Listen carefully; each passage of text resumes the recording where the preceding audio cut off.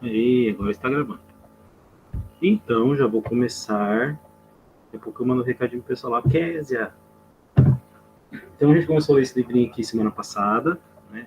Um Milagre em Paraisópolis. A gente leu o capítulo 1 da parte 1, que chama o Noivado, e o capítulo chama A Igrejinha. Então, o capítulo já deixa claro que vai ter um noivado aí. A gente falou sobre o Fábio, sobre a origem dele, sobre a vida dele um pouquinho, tudo, a Sara, tudo chegando. E daí a gente viu, né, introduziu lá no ambiente paraísopolitano, Paraisópolis, maior favela de São Paulo, da grande São Paulo. A gente viu bagunça que é, aquele furdunço todo, aquele monte de vozes, de gente, molecada, etc, etc. Aí já introduziu uma cena de um personagem, um dos principais personagens aí, que é o pastor Josenildo, né? Aquele culto que parecia ser normal e depois começou a ficar estranho, que começou a virar gritaria, gente se debatendo, se jogando no chão, etc, etc. Né? E fica ali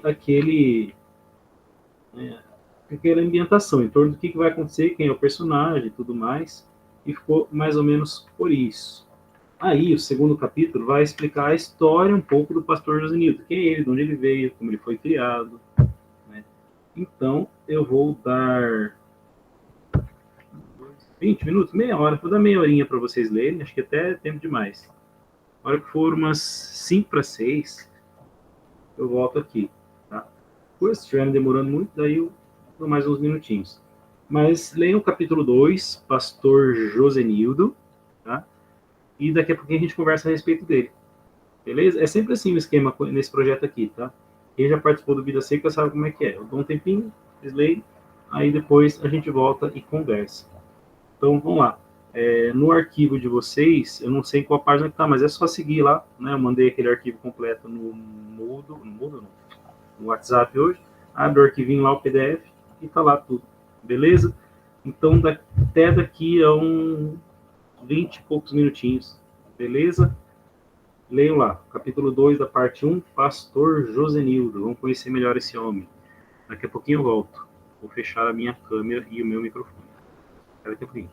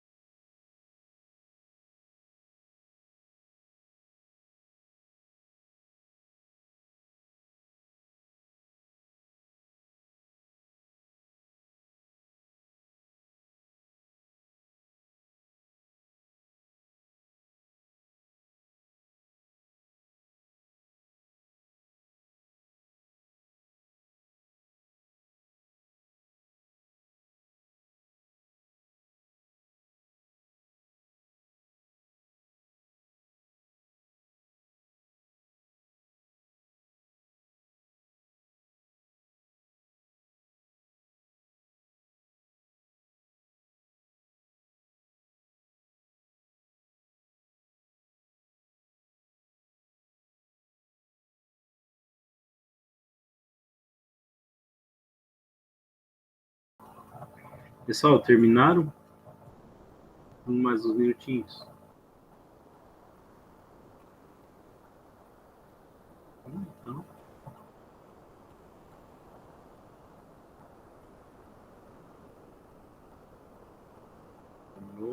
A Lorena tá aqui, que legal. Nicole terminou, Vânia terminou. Kézia terminou. Terminou. Fernando, ok. Bianca, ok.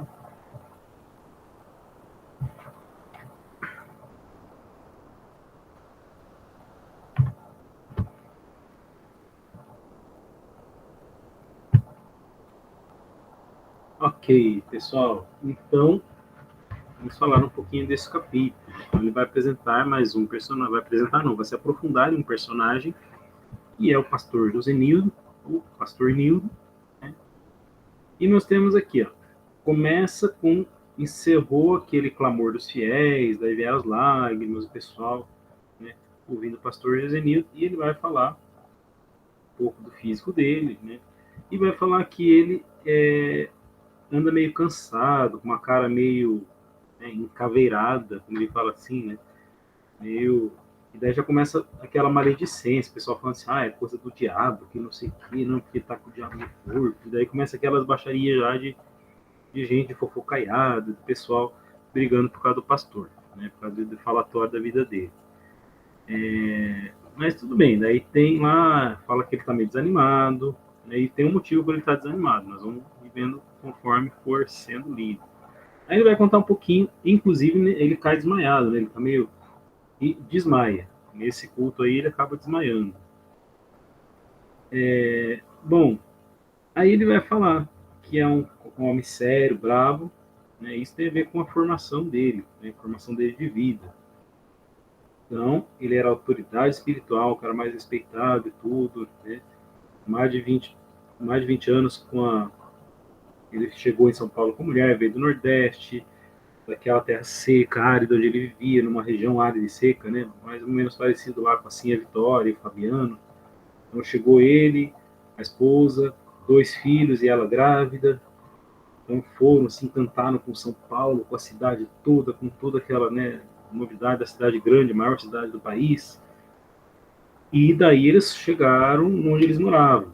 Aí quando eles chegaram em Paraisópolis, opa, era agoniado, né? A Linda Alva, que acho que era, não fala, Linda Alva, a esposa dele já fica, né? Eita. Então, fedor de merda empesteando. Quer ver, ó? Vamos ler aqui. Nildo do céu, lhe disse Lindalva, quando desceram do ônibus e se depararam com aquele mundo de barracos tortos e sem reboco, construído por homens bêbados, esgoto correndo ao léu, né, céu aberto, fedor de merda empesteando o ar, crocito de corvos em torno de cadáveres de cães e gatos, entre e sai de gordas ratazanas os bueiros, pinguços velhos gritando palavrões na porta do boteco, meninos mal encarados exibindo seus cigarros de maconha, pino de coca e seus armamentos, então os moleques do tráfico. Então ele está descrevendo com bastante realismo coisa, né, do lugar onde o próprio Fábio veio. Aí o homem não quis dizer nada, só olhou para fundo para aquilo, engoliu em seco, mordeu o maxilar e pensou que pobre não tinha que escolher, que querer. Muito perrengue ele já havia suportado na vida, e sempre com muita bravura. Esse cabra, é preciso dizer, crescera com couro grosso. Quando você fala cresceu couro grosso, é que a pessoa cresceu, né, na diversidade. E não tinha cara feia que lhe pusesse receio. Josenildo era um sujeito do sertão, da Caatinga. Caatinga é aquele lugar árido mesmo. Né? Quem leu, quem pode não ter participado, mas quem já leu Vida Seca sabe o que é a Caatinga, aquela coisa deserto mesmo.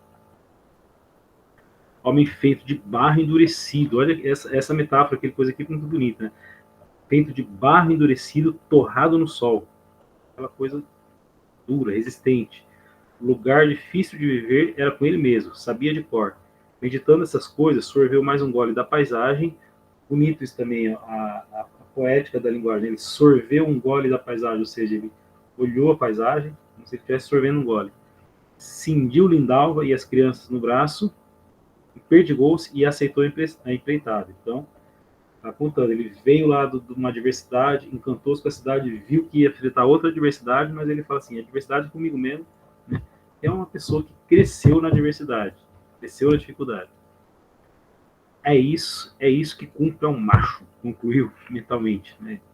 Foi lá. Então, fez tudo que tinha que fazer, teve suas conquistas, aí falou, né? Transformou aquele barraco torto num sobrado, né?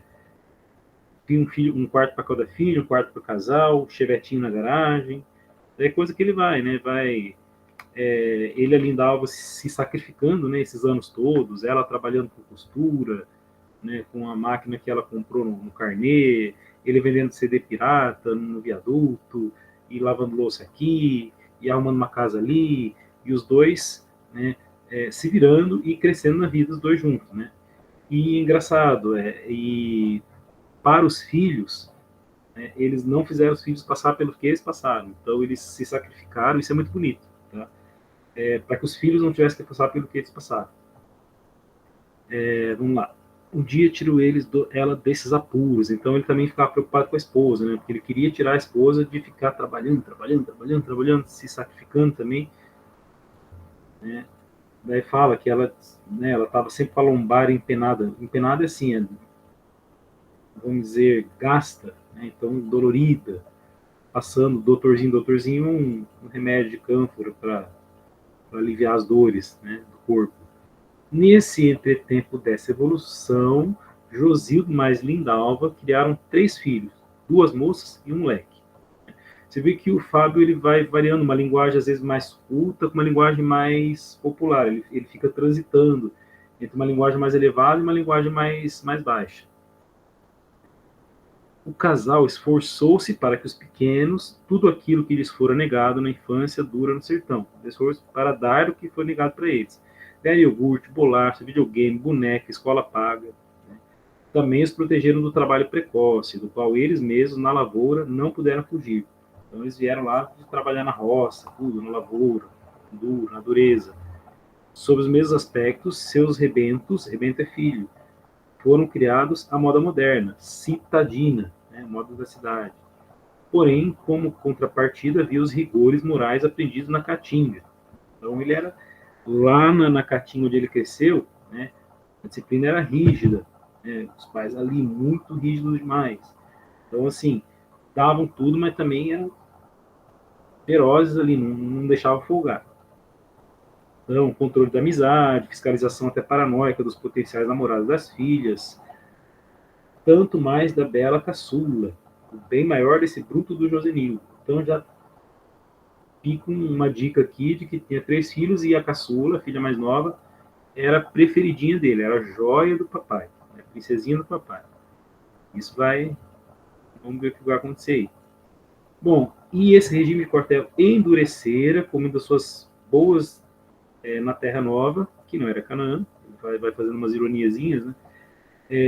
O Josenildo ia se afundando no álcool para aguentar o trabalho pesado. Então, o Josenildo acabou, né, se adaptando àqueles costumes ali de bebedeira, de alguns, né, de pessoas, foi se desviando e foi, né, quanto mais ele bebia, mais ele maltratava a família. Só que daí ele se encontrou com Cristo, se converteu, né, e se tomou o tal do Bíblia, que é como se chama o pessoal que se converte nas favelas, né, paulistanas, o pessoal chama de Bíblia. O Bíblia lá, porque a pessoa está sempre com a Bíblia debaixo do braço. E daí ele foi passando por uma igreja, por outra, até encontrar uma que ele achou que era mais ideal para ele. Né? Então, provavelmente ele passou por muitas igrejas mais sérias, até que ele viu uma que era mais séria ainda, né? Que ele achou que fosse, pelo menos tinha vamos dizer assim, uma aparência, e foi lá que era a igreja do Dia do Juízo, onde ele estava dando aquele culto doido lá, que o pessoal começava a gritar e tudo mais. Então, frequentava as primas, né? Primas, você sabe o que é, né? Se não souber, depois eu explico. Enfim, se desiludiu com aquilo tudo e se converteu, né?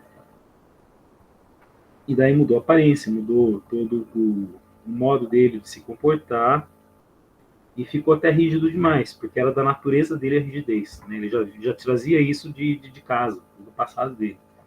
Então, ele se tornou um cara extremamente, um pastor extremamente duro, assim, né? Que não tolerava nada, que condenava todo mundo ao inferno. Ele fala aqui, né, que ele tinha a atitude de um fariseu, tudo aponta e condena para o inferno, né? Não tinha misericórdia nenhuma. E daí vai esse Josenildo, né? Deixa eu ver, tem um trecho aqui que ele faz uma ironia engraçadinha, deixa eu ver. Aqui, ó, no espaço de semanas, o sujeito vai de humilde pecador a teólogo erudito e sábio conselheiro. Tá fazendo uma ironia.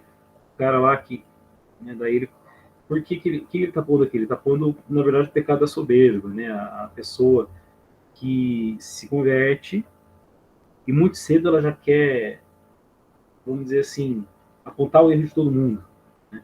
Ele fala assim, ó, Deus sabe como um prefeito analfabeto se transmuta, sem mais nem menos, nesse Agostinho, nesse Tomás Moros. Né? Agostinho e Tomás Moros são teólogos muito importantes. Agostinho é da Idade Média, Tomás Moros... Agostinho, acho que no ensino da Idade Média, todos os Moros lá da Renascença, né? Grandes teólogos. Né? Aí ele fala assim, só isso por si só já é um baita milagre. Então aqui ele está usando de ironia para falar. Mas aí ele vai falar, né, que o pastor levava tudo muito a sério e tudo, e ele levava tanto a sério que ele foi crescendo na hierarquia ali da igreja do juízo, do dia do juízo. Até que lhe ofereceram uma, uma vaga de pastor. Ele foi subindo de auxiliar, subdiácono, diácono, pastor, auxiliar, e daí ofereceram uma igrejinha para ele. É a igrejinha onde está acontecendo lá na primeira cena da história. Então, buscando ser crente prefeito, pulou de galho em galho a carta de congregação que ele falou assim, isso aqui já está falando, né? Que ele foi pulando de uma para outra até conseguir conseguir o cargo de pastor lá na igreja do dia do juízo. Aí começa assim, ó, há 10 anos o pastor titular tendo pego o cargo, mesmo sabendo das condições, tintim por tintim. Então tem alguma condição aí que ele ficou meio cabreiro. Aí o pessoal, pegar ou largar, varão? Aqui não tem minha conversa. Queremos que seja nosso pastor, o negócio funciona assim, assim, assado. Visto em reunião após fechados, o bispo da igreja do dia do juízo iria consagrar. Aí, aqui é interessante, porque entra num diálogo do Josenildo com ele mesmo. Ele começa a pensar. Com isso aí, fico bem. Matutou o Josenildo olhando fixo para o proponente, ou seja, para o bispo. Assim, porque ia ter uma compensação financeira. Posso dar o de melhor para o meu povo, né, para a família dele, e dar paz para a minha velha, a esposa dele. Mas esse negócio aí está errado. Então, tinha uma coisinha lá na igreja do juízo que ele sabia que não estava muito correto. Vê que tu tá entrando, homem, falando consigo mesmo. Seu pai te ensinou a honra. Aí vem a fala do bispo. Fique tranquilo que a coisa é feita dentro das leis divinas e humanas. Assegurou-lhe o velho esguio narigudo com jeito de estrangeiro, que estava sentado na sua frente, com postura despreocupada e mesmo maliciosa.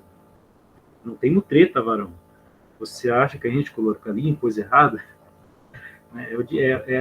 Vamos dizer que é a tentação, ele está sendo tentado. Aí a serpente falou, não, come fruto proibido, vai lá, não tem problema, não está errado, está certo. Ele foi passando, só que ele levou isso para casa. Ó, vou dar um tempo. Aí murmurou para a Lindalva. E a Lindalva não quis nem pensar. A esposa dele falou, não, deixa de ser frouxo, homem. Como assim? Que bestejada é essa? Tu pode fazer isso, Josenildo Ferreira. Se estão lhe dizendo, é porque tu pode. Ela falou, não, vocês estão dizendo que está certo, é porque está certo. Vai lá. Você é um homem de Deus, um escolhido. Deus lhe deu talento, não pode negar. Tu sabe a parábola de Mateus 25, né, que é a parábola dos talentos. Aquele que enterrou o talento de ouro, daí foi castigado. E dos outros que fizeram render e foram recompensados. E daí a palavra da mulher atribular o coração. Diante disso, se calou, aceitou o cajado. É a metáfora, né? Aceitou o cajado de pastor, para pastorear o rebanho. Bom, aí é isso, tá? Os capítulos são simples, eles não têm, eles vão ficando um pouco mais complexos conforme a narrativa vai andando. Tá? Mas vocês estão vendo que já evoluiu de uma ambientação para uma história, para a apresentação de um personagem, você se aprofunda no personagem, vai contando sua história, e uma complicaçãozinha que está surgindo aí. Né? Então, voltou no tempo para explicar lá, o Josenildo assim, assim, assim, até que ele aceitou. E aceitou, não querendo aceitar, achando que tinha alguma coisa errada. Né? Kézia mandou um quadradinho ali, não sei o que é isso. E aí, pessoal, vocês estão gostando de como a história está andando? Tem gente que já foi lendo na frente, depois que eu mandei o arquivo? Tem gente que ficou curiosa? M não, MM, não entendi nada. Ah, melhor procuravam ser melhores, deixa eu ver aqui. Tem um textão aqui. Se tiver alguma palavra que vocês entenderam também, que às vezes o Fábio usa uns coloquialismos muito próprios dele, deixa eu ver. Legal como eles são mulheres procuravam ser melhores para os filhos. E eles em si tinham sofrido muito na infância e buscavam fazer o que isso acontecesse com os filhos. Isso é natural. Vemos muitos casos assim nos dias atuais. É notável também como viam a Bíblia, por exemplo, como sempre passava lendo e já se tornava melhor dos fiéis. Isso acontece demais nos dias atuais, e as pessoas já acharam que a mudança vem desse livro em poucos dias. Exatamente, né? Deixa eu ver. Aparenta já estar com esse pensamento. Pois é, então, o Fábio fala isso, né? Aquele cara que se converte e daí no entusiasmo ele já começa a julgar todo mundo. Isso acontece muito, isso é muito natural de acontecer também, tá? A pessoa está entusiasmada demais e não ponderar ali que tem outras coisas, a questão da misericórdia, né? A questão de você não sair apontando o dedo, daí você vai pecar por soberba, tem um monte de coisas, tá? Mas é assim mesmo. O texto cortou, eita, deixa eu ver uma coisa aqui. O texto cortou em que parte, Eduardo? Nesse capítulo 2 mesmo? Será que eu fiz caca?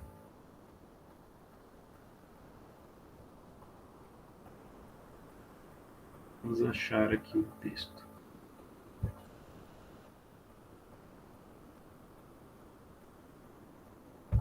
Eduardo, explique aí o que você quis dizer com o texto cortou, que agora eu fiquei preocupado.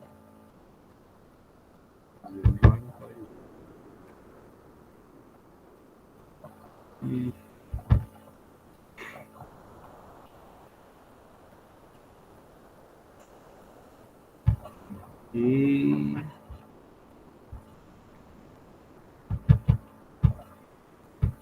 o primeiro capítulo tá ok. O segundo capítulo.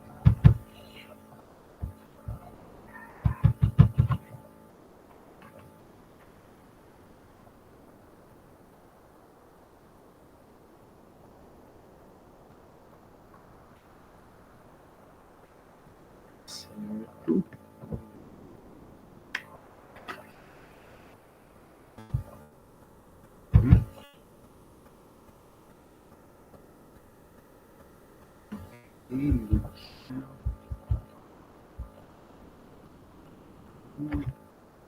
Uhum. Certo.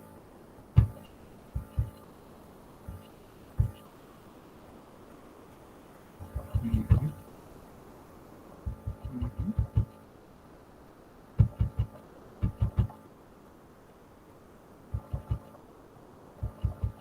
Não, é isso mesmo.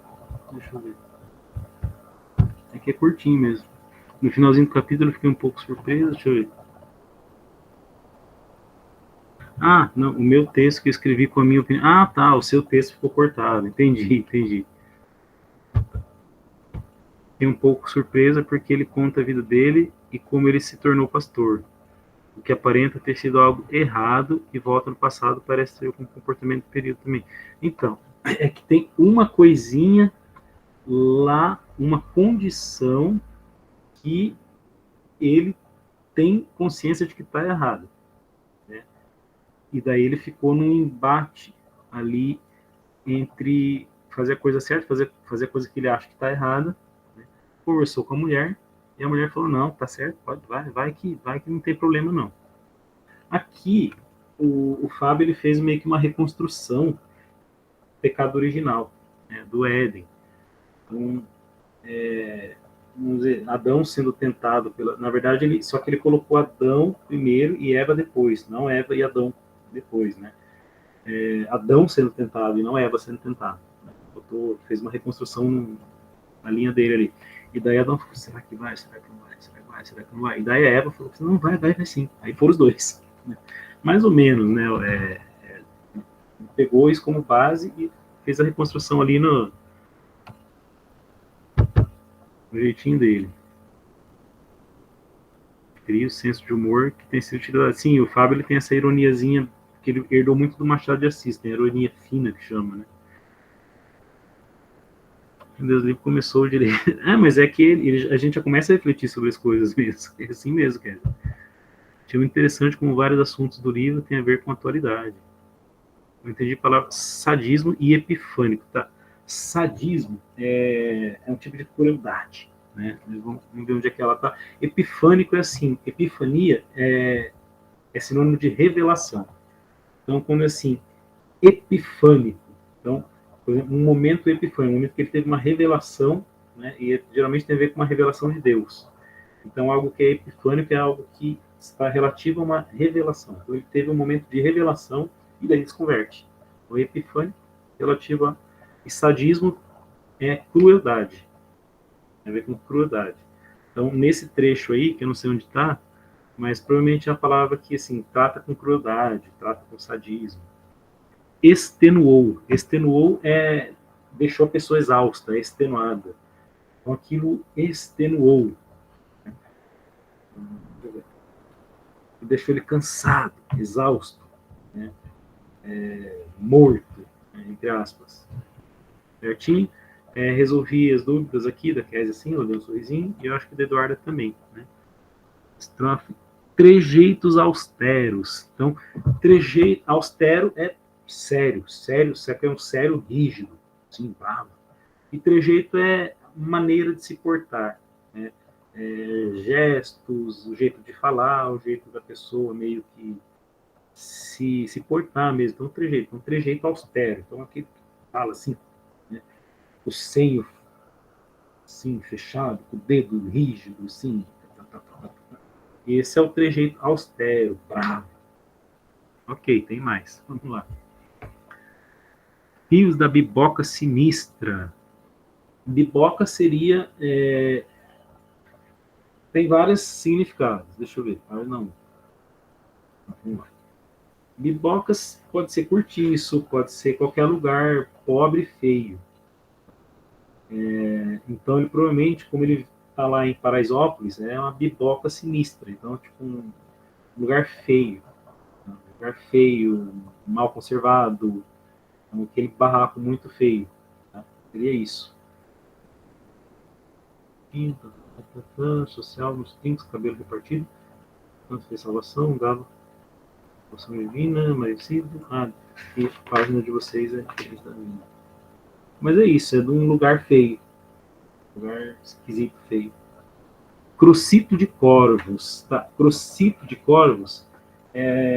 O crocito é o barulho que o corvo faz. Então, o pio da coruja, o grasnar do pato e o crocito do corvo.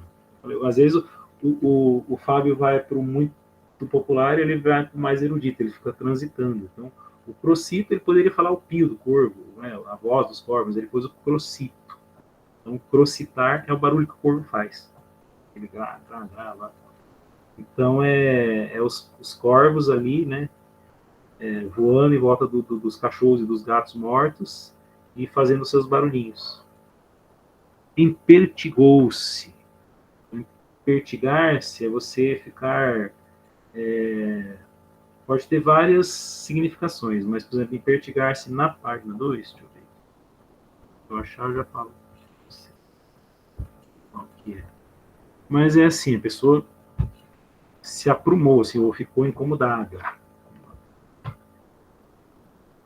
Deixa eu ver. Empertigou-se. Durante os primeiros anos de sua conversão, uma vida exemplar de vida... Os oroviveus arrastavam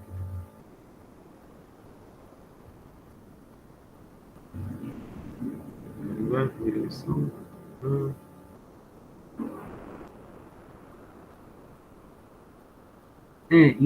Deixa eu ver.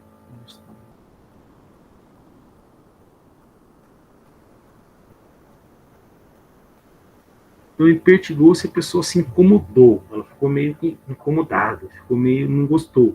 Sabe? Ali a pessoa ficou meio... assim, curtir não. A pessoa fica desconfiada, fica meio... incomodou-se. Seria isso. Esse é a mensagem. pais brucutus. Então, brucutu é a pessoa meio ogra, meio bruta, meio violenta demais. Então, pais brucutus são pais ogros, né? Pais assim muito violentos, violentos demais, né? Que no caso é como o Josenildo e a Linda Alva aprenderam a ser, porque lá na Caatinga eles foram criados desse jeito, né? Na rigidez muito forte, muito, né? Esse brucutu é o chama de brucutu, por exemplo, às vezes aquele cara meio ogrão. Ô, seu brucutu. É uma gíria. Beleza? Tem mais? Se tiver mais, eu falo. Indumentária. Indumentária é veste. Uma coisa que você veste. Então, a principal indumentária dele era o terno largo, a gravata daquele jeito, o cabelo repartido na indumentária, né? É o visual. Mas a principal indumentária é algo que você veste. Ok? De piegas, um fariseu. Fariseu remete à Bíblia, né? Um fariseu virou tipo um substantivo. Fariseus eram aqueles que, inclusive, foram responsáveis pela condenação de Jesus, né? Eram os sábios, os estudiosos da antiguidade, né? Lá da época dos judeus, da época de Jesus, que eram muito estudiosos, mas eram muito rígidos. Eles apontavam o dedo para todo mundo, falavam que todo mundo fazia coisa errada, só eles eram bons e faziam as coisas certas. E daí virou meio que um adjetivo, substantivo. Fariseu é aquele que aponta para todo mundo e fala os pecados de todo mundo, né? E se acha melhor que os outros e, tipo, aponta. Fariseu é isso. É meio que um adjetivo, seu fariseu. Então, fariseu é aquela pessoa hipócrita, né? Que não olha para os próprios pecados, que só olha para o pecado dos outros e fica apontando o dedo. Seria isso. E piegas seria aquela pessoa, assim, nesse sentido, seria a pessoa que piega seria algo meloso, pode ser emocional demais. No caso, assim, é um cara que está sempre ali. Ele tá a mesma coisa que fariseu, tá? Um piegas, um fariseu, ou seja, um sujeito chato. Mas piegas pode ser assim, por exemplo, uma declaração de amor muito melosa. É piegas, é considerado piegas, pieguice. Mas aí piegas, nesse caso, é um cara chato mesmo, é um chato. Chato. É isso. Se tiver mais, pode falar. Eu gosto de ir. Acabou? Então, beleza. Pessoal, no mais, vocês gostaram? Estão gostando da evolução do romance? Né? A gente está só no segundo capítulo. Estava me testando se eu sabia as coisas todas. Beleza. Se você responder, tá certo. Não, mas pode testar à vontade. Então, no geral, vocês estão gostando, né? Minha mãe. Semana que vem a gente vai ler 2 capítulos na hora do coisa. Eu acho que tem gente que não vai se aguentar e vai acabar lendo na frente. Mas tudo bem, vou ler de novo. Minha antiga professora mandou pesquisar. Ia mandar pesquisar. Pode ser também, mas no horário da aula é pra gente fazer isso mesmo, pra ir explicando. Né? Tá certo? Não gostou? Maria Júlia gostou? Bianca gostou? Certinho? Mais alguma pergunta que alguém queria fazer? Sim ou não? Talvez? Então, ok. Depois eu converso. Quando eu converso com vocês pessoalmente nos corredores, é mais legal. Ó, vocês falando. Tá certo? Então é isso, pessoal. Obrigado por vocês terem participado hoje. Né? A gente se vê nesse encontro semana que vem, quinta-feira de novo, tá bom? E é isso. Quinta-feira eu vou dar 2 capítulos para vocês lerem. Beleza? Que é um de 1 página e meia, o outro de 4. Certinho? Então, obrigado de novo. Até mais. Eu vou encerrar a gravação e depois fechar a sala. Então, quem tiver aula comigo amanhã, até amanhã. Ou quem tiver no IF amanhã, até amanhã também.